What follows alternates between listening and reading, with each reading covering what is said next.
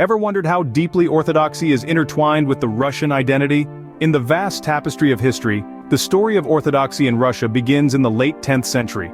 It was a time when the winds of change were blowing across the lands of Kievan Rus, a federation of Slavic tribes under the rule of the Rurik dynasty. The pivotal moment arrived with the baptism of Prince Vladimir of Kiev. This event marked the beginning of a transformational process known as the Christianization of Kievan Rus.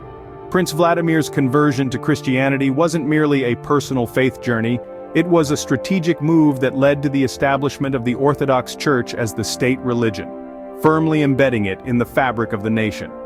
This was more than just a religious shift, it was a cultural revolution that would influence every aspect of Russian life, from art and literature to politics and social norms. And thus, the seed of Orthodoxy was sown in Russian soil, destined to grow, shape, and define its history and culture. Orthodoxy didn't just survive in Russia, it flourished and shaped the nation.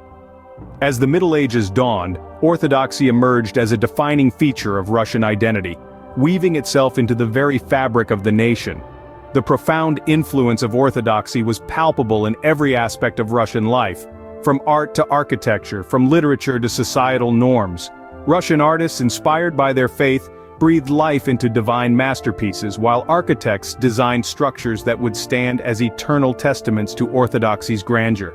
Among these, the St. Basil's Cathedral, a marvel of its time, became an iconic symbol of Russian Orthodoxy. Literature too was not untouched by Orthodoxy's hand, with religious themes pervading Russian writings of the period. And so it was that Orthodoxy, once a mere strand in Russia's complex tapestry, became the thread that held it all together. Orthodoxy had firmly embedded itself in the heart of Russia, influencing not just religious beliefs but also artistic expression and societal norms. But what happens when a deeply religious nation suddenly becomes an atheist state? This was the question that confronted Russia in the early 20th century, when the Soviet Union rose to power.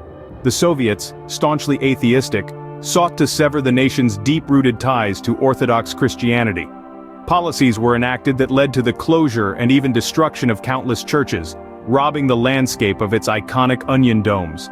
Religious leaders, once pillars of the community, found themselves the target of persecution. Many were exiled, imprisoned, or worse, leaving a vacuum where spiritual guidance once stood. The public practice of religion, once a cornerstone of Russian life, was driven underground, but faith, as it often does, found a way. Despite the harsh oppression, Orthodoxy proved resilient. The sacred rituals and practices of the faith didn't disappear, instead, they moved into the private sphere. Homes became sanctuaries, family members became clergy, and faith became a silent act of resistance. In the quiet corners of Soviet life, a candle was kept lit for Orthodoxy. Secret practices, from the lighting of icons to the whispering of prayers, kept the faith alive. It was a testament to the enduring spirit of the Russian people and their deep-seated belief in the Orthodox tradition. Despite the efforts to eradicate religion, Orthodoxy survived, quietly persisting within the private lives of the Russian people. With the fall of the Soviet Union, Orthodoxy experienced a powerful resurgence. The Iron Curtain fell, and with it, the chains that had bound the Russian Orthodox Church for over 7 decades. It was like a phoenix rising from the ashes, a symbol of resilience and unwavering faith. The 1990s became the era of revival. Churches that had been shuttered and neglected for years were reopened. They were not just buildings of worship but symbols of hope, of a return to the spiritual roots that had long been suppressed. Restoration work began in earnest, breathing life back into these sacred spaces, each stone and icon lovingly tended to. Simultaneously, the number of Orthodox believers began to grow. The seeds of faith, once sown in hushed whispers and secret gatherings, were now free to flourish under the open sky. The church began to play an increasingly active role in public life, shaping not just religious but also political discourse. From the ashes of the Soviet era, Orthodoxy rose again, stronger and more vibrant. It reasserted its role in shaping the country's identity, its moral and ethical framework.